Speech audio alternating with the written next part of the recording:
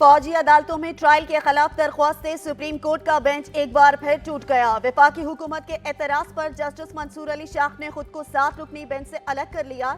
आपकी ख्वाहिश पर बेंच नहीं बन सकते। आप किस बात पर इस अदालत के मौजूद जज पर एतराज उठा रहे हैं?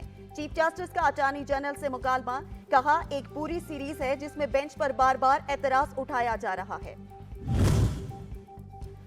हुकूमत का आज़म है कि पाकिस्तान में इस्लामी निज़ाम नाफिज हो। वफाकी वजीर खजाना कहते हैं मौशी निज़ाम को सूद से पाक किया जाएगा। 5 साल के अंदर मौशी निज़ाम को इस्लामी बना देंगे। कमेटी कायम की है जिसमें बेहतरीन स्कॉलर्स शामिल हैं।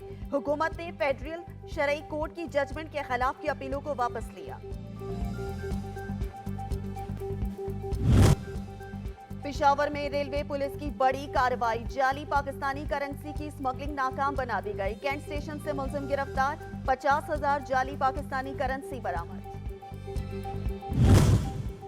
और लाहौर में शदीद बारिशों के बाद सैलाबी सूरत हाल, निगरान वजीर आला पंजाब ने शदीद बारिशों के बायस इंतजामिया को अलर्ट रहने का हुक्म दे दिया।